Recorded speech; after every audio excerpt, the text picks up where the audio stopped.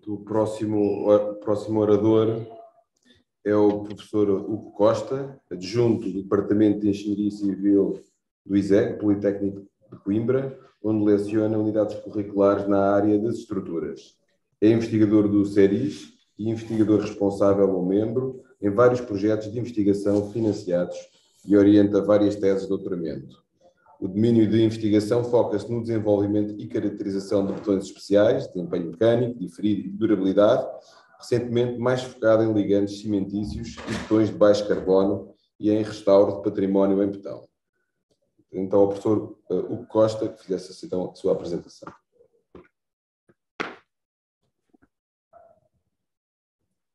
Ora, bom dia a todos.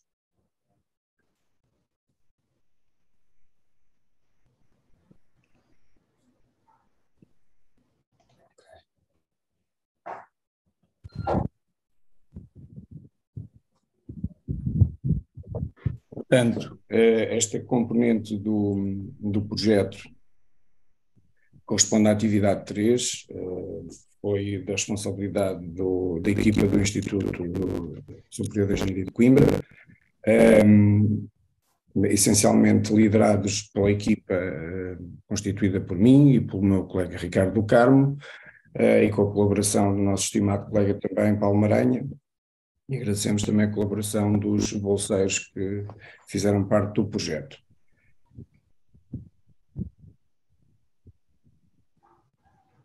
Portanto, nesta atividade, o principal objetivo foi o desenvolvimento de um botão, dos botões para o estudo do trabalho, o HPC, botões de ultra elevado desempenho, com características muito específicas para este tipo de solução de produção de cascas finas pré-fabricadas.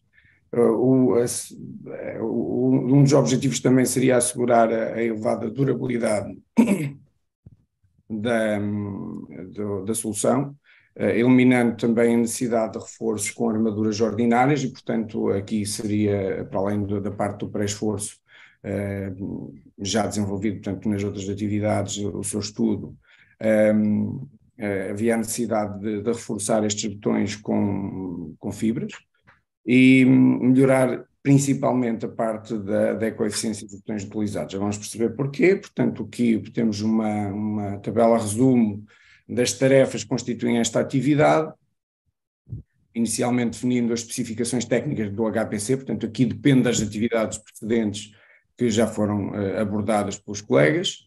Depois passámos à formulação do HPC de base, portanto o botão de base que cumpriria essas especificações anteriormente definidas. Fizemos um estudo paramétrico experimental de soluções alternativas, já vamos ver também em detalhe quais foram os parâmetros que definimos.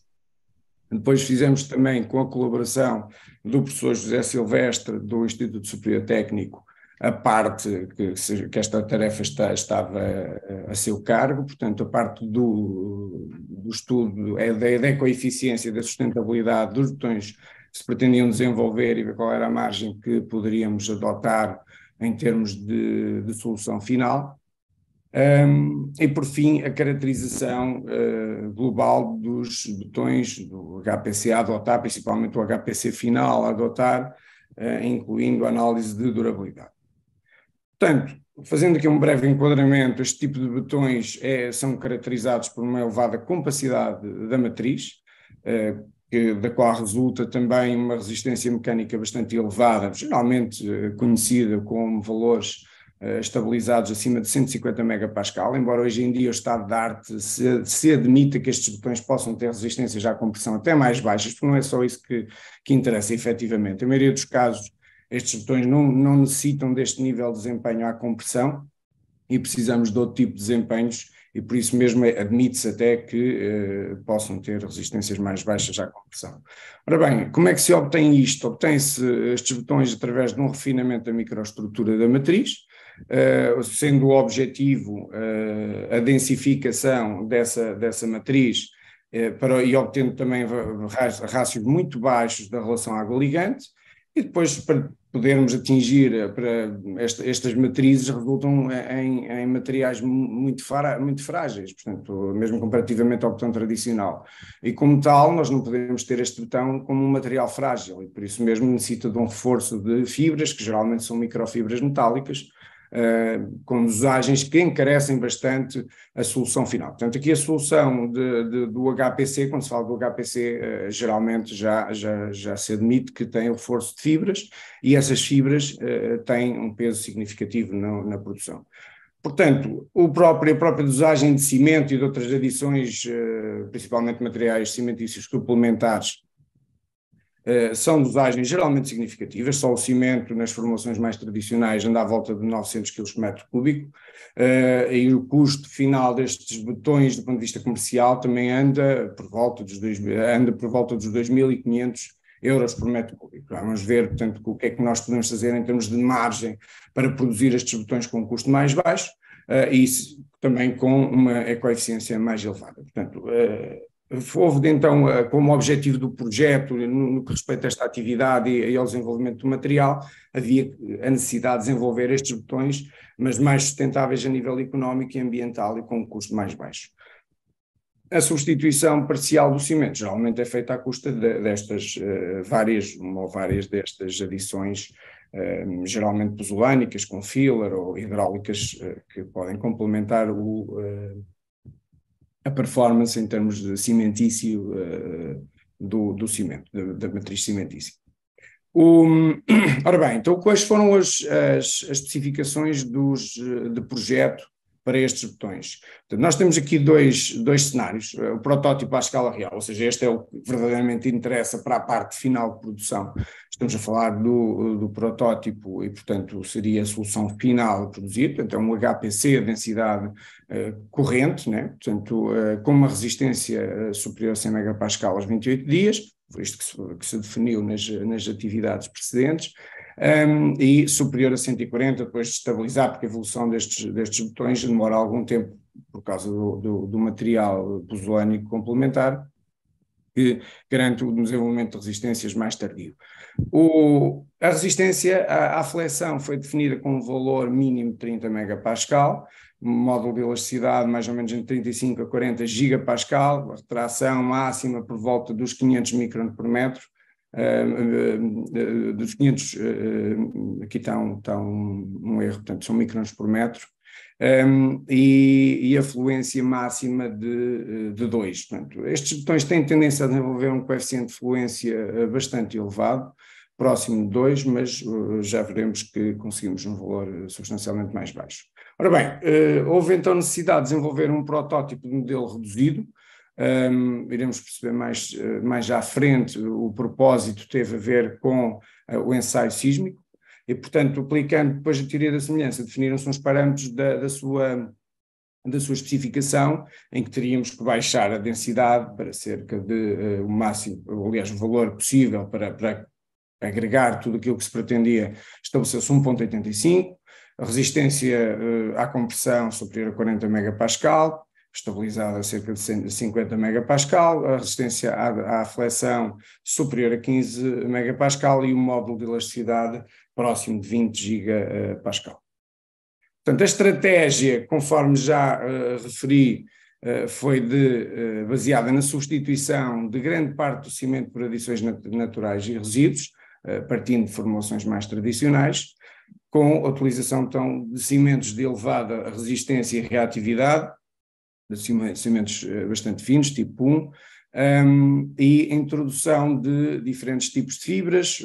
Naturalmente precisamos de superplastificante, diminuição da água da amassadura é fundamental para densificar a matriz, e também estudámos alguma variação da granometria. Isto porquê? Porque estes betões tradicionalmente usam uma granometria máxima da ordem do meio a 1 milímetro, é esse mesmo valor. Portanto, são betões com uma matriz muito fina, mas admite-se que possam ser usados agregados um bocadinho mais grossos, às vezes com algum prejuízo da resistência à compressão, mas veremos que por vezes tem algumas vantagens em utilizar estes materiais um bocadinho mais grossos.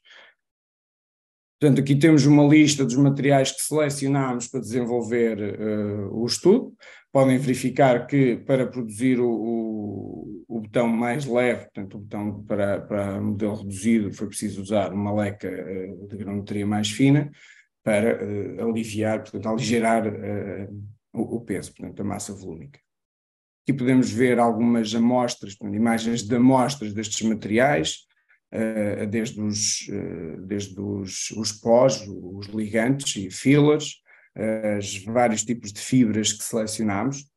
Portanto, tradicionalmente são usadas microfibras metálicas, mas nós complementamos o estudo com uma combinação de macrofibras metálicas do tipo Dramix, e incorporamos também no estudo soluções híbridas com fibras poliméricas e com fibras de vidro. No que diz respeito aos agregados, para além da areia fina, selecionamos também o material de granometria um bocadinho mais grossa, portanto uma areia mais grossa, um areião, e a leca, portanto de granometria fina também, para permitir reduzir o peso próprio. Nas misturas, definimos então uma base de referência, estas já com uma lógica de ecoeficiência, podem ver com dosagens de alvo de cimento de cerca de 600 kg por metro cúbico, uma redução significativa em relação àquilo que é habitual. Variámos ainda para 500 kg por metro cúbico. É um limite que começa já a ter algumas perdas, portanto, ali entre os 500 e os 600 é um valor que consideramos ótimo para este tipo de botões, como dosagem mínima de cimento. E depois, estes botões, portanto, de referência, temos a solução sem fibras para fazermos, temos a noção de qual é o seu desempenho sem reforço de fibras, e com as fibras metálicas consideradas a solução tradicional, que é com as microfibras apenas. Depois temos mais 3 séries, portanto a série 1, em que variamos o tipo de agregado, consideramos então complementarmente a adição, portanto, ou substituição de parte da areia fina por um agregado um bocadinho mais grosso, portanto uma areia grossa ou um areião. Depois a série 2, em que variamos o tipo de fibras, no botão ou na mistura 3, designada M3, consideramos a solução híbrida de microfibras e macrofibras metálicas, na solução 4 com uma solução híbrida com fibras poliméricas, e depois com fibras de vidro também. Desculpa. Na série 3, consideramos também a variação de tipo de adições. Podem verificar aqui que a formulação de base é sempre a mesma no que diz respeito à matriz e às fibras, portanto às microfibras metálicas, mas depois variamos o tipo de adições, desde a sílica de fumo combinada com filler, pó de vidro, cinza volante, aqui o filler, portanto, sempre complementar ao restante ligante. Portanto, o filler assume aqui um papel, não é um agregado, mas é como se funciona como se fosse um material de enchimento, é um agregado mais fino, um elemento de granometria mais fina para complementar a compacidade. E temos 2 tipos de escória, portanto, uma escória de alto forno, uma escória de forno elétrico, pozolana natural, e depois aqui a seleção de fibras e de agregados já selecionada, já definida.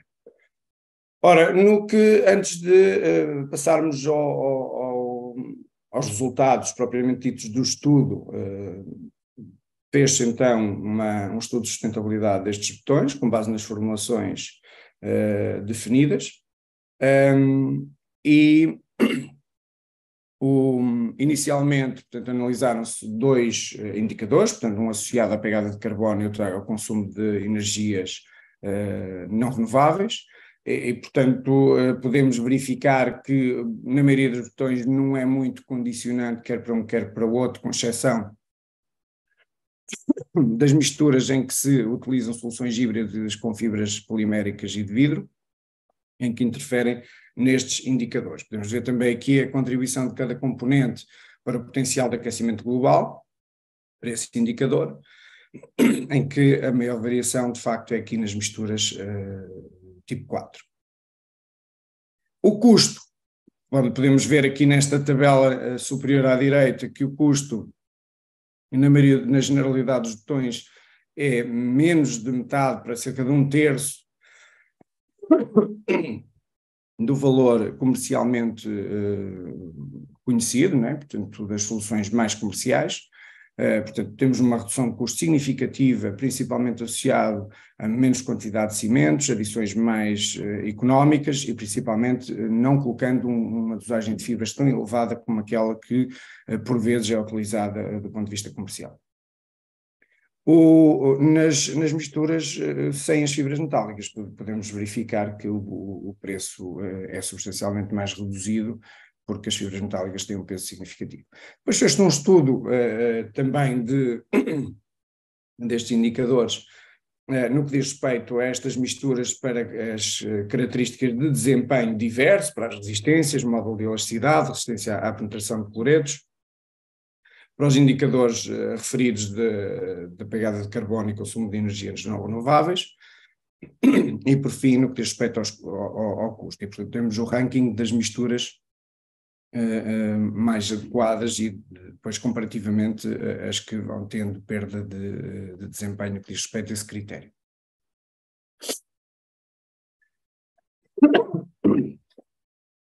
Ora bem, então, na caracterização dos botões definiu-se um programa experimental com 3 componentes. Portanto, primeiro definimos uma série de ensaios de caracterização mecânica e diferida.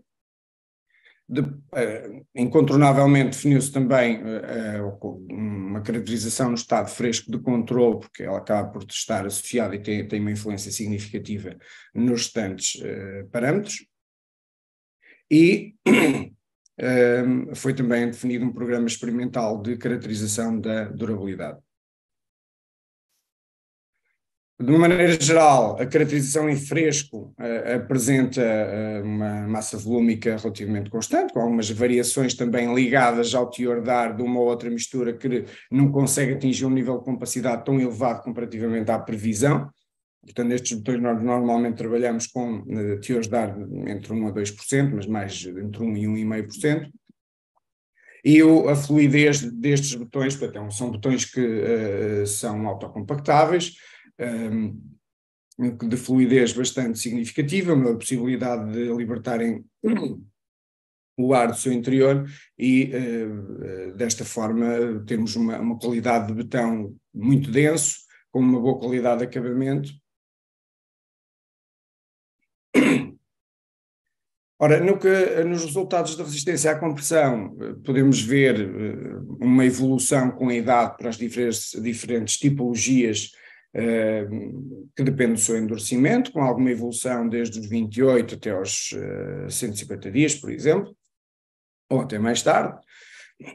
E aqui um estudo comparativo também dos níveis de desempenho da generalidade dos botões, portanto, foi um estudo exaustivo que fizemos, para as diferentes séries, aqui para os botões de referência, pois com o tipo de fibras podemos ver que as fibras têm um peso significativo nestas resistências, na evolução das mesmas, e também o tipo de adições, expectavelmente com algumas surpresas em relação a algumas adições que utilizámos, conseguimos atingir níveis de resistência bastante elevados em função daquilo que estava previsto. Ora, para os botões leves, que eu defini inicialmente, portanto, que referi inicialmente para o estudo, para o desenvolvimento do protótipo em modelo reduzido, nós estudámos várias soluções tentando ajustar os parâmetros que queríamos em termos de massa volúmica e de desempenho para balizar naquilo que estava definido e conseguir conjugar todos esses parâmetros. Portanto, fizemos ali algumas variações para tentar encontrar um equilíbrio entre uma boa trabalhabilidade e os níveis de desempenho que queríamos. Ora, na resistência à tração, que foi também caracterizada por flexão, a resistência à flexão apresenta também uma evolução com alguma semelhança à resistência à compressão para as diferentes séries. E nos botões leves, naturalmente, que este valor é bastante mais baixo, aqui por volta dos 20 megapascal. Nos outros botões, conforme tinha referido, portanto, valores da ordem entre os 30, 40 ou perto de 50 megapascal.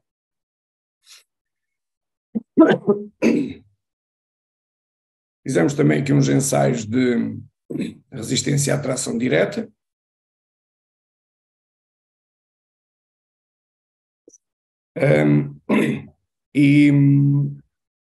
Portanto, com valores de ensaio muito inferiores comparativamente aos de flexão. Fizemos ensaios de flexão pura, principalmente nas misturas, para ver qual era o efeito em algumas das séries, e também caracterizámos a resistência de compressão diametral para termos uma noção do rácio de flexão em relação à compressão diametral. Estudámos também a parte da energia de fratura, principalmente na série em que variámos o tipo de fibras, porque é onde tem maior influência neste tipo de parâmetro, porque precisamos também desta caracterização para o projeto, para as outras atividades do projeto, e percebermos como é que o botão se comporta após a fendiação, portanto, para termos uma noção do seu endurecimento e depois do comportamento pós-pico. O módulo de elasticidade foi caracterizado, ainda dentro dos valores inicialmente previstos, entre 35 e 40 gigapascal, para a generalidade dos botões. Claro que alguns botões perdem um bocadinho mais com a influência, por exemplo, de algumas fibras, mas nos botões leves, portanto, o valor cai substancialmente. Nos botões leves isto é normal, à medida que reduzimos a massa volúmica do botão, incontornavelmente, para além da resistência baixar, o módulo de elasticidade também baixa substancialmente. A retração, caracterizada em provetos muito pequenos, porque eu referi inicialmente a retração final, portanto, da ordem dos 500 microns por metro. Aqui temos uma evolução um bocadinho maior, porque são provetos de pequena dimensão, caracterizámos também provetos de maior dimensão, mas com valores perfeitamente dentro do estabelecido, e conforme tinha dito também, o coeficiente de fluência aqui próximo de entre 1,4 e 1,6, bastante inferior àquilo que foi definido inicialmente. Ora, para terminar, temos os resultados de durabilidade, primeiro com resistência à carbonatação. Aqui não há grande coisa a dizer, podem até achar estranho, mas basta olhar para a tabela superior esquerda, os valores são zero, quer dizer, estes botões são tão densos que a carbonatação nunca é um problema.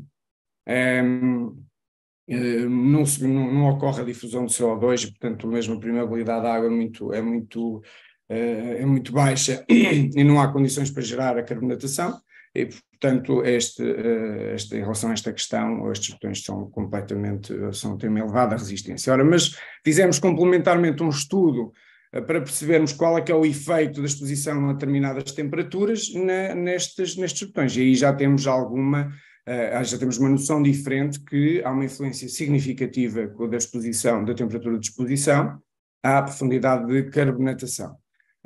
Podemos ver que não são muito elevadas ainda assim, mas o efeito existe, portanto, e à medida que o tempo de exposição aumenta também, naturalmente, teremos um aumento dessa influência.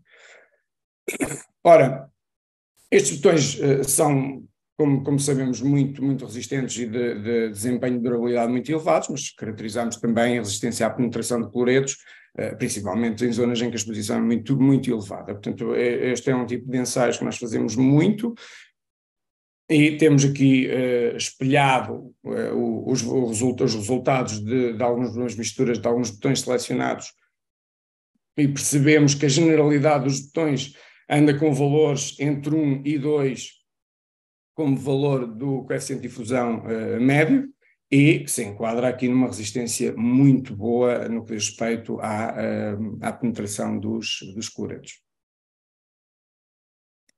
À semelhança da carbonatação, estudamos também a influência da exposição de elevadas temperaturas neste mesmo parâmetro. Ora, aqui o resultado é surpreendentemente gritante. Porquê? Basta olharmos, os valores iniciais já andavam entre 1 e 2, aqui aliás no gráfico da direita conseguimos perceber isso,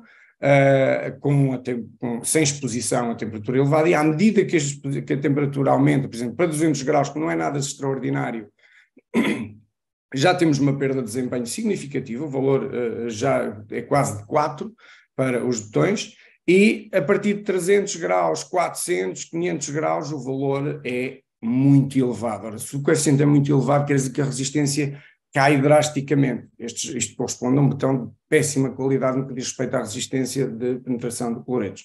Portanto, aqui podemos perceber que, apesar destes botões poderem suportar do ponto de vista mecânico, sem perdas de resistência, até cerca de 400, 500 graus, isto é um facto, nós também fizemos essa caracterização, mesmo para estas formulações.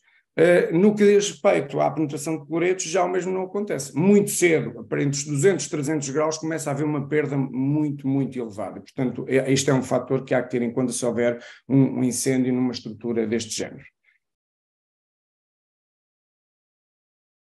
Por fim, a absorção de água por capilaridade apresenta valores muito baixos. Temos aqui vários gráficos, podemos ver algumas diferenças entre as séries, não é? Mas, de uma maneira geral, os valores são muito, muito reduzidos.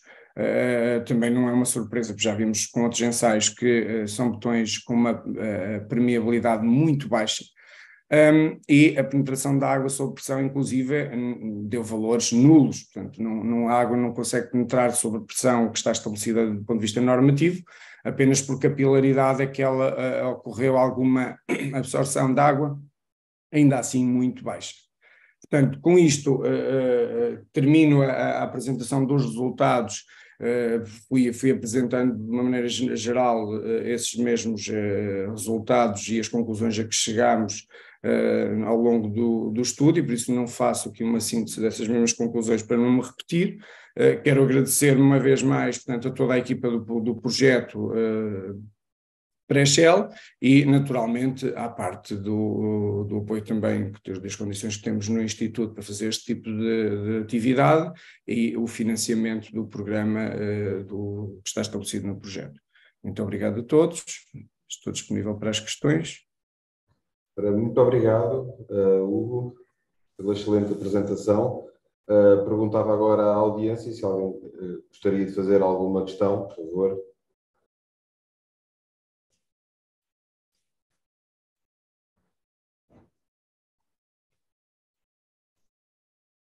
Acho que não há. Se entenderem, também podem ligar o microfone, fazer diretamente a pergunta ao Hugo. Boa tarde, bom dia. Bom dia. Bom dia, estamos a ouvir bem, sim. Ok, aqui é o Rui. Eu que tenho uma questão. Visto que foram feitos estudos sem fibras metálicas também, e tendo em conta, pelo que eu percebi também da apresentação anterior, que se tem como objetivo evitar a descompressão destas cascas, talvez através de pré-esforço. Ou seja, se pretende evitar a descompressão, as fibras metálicas tendo impacto no comprimento da tração,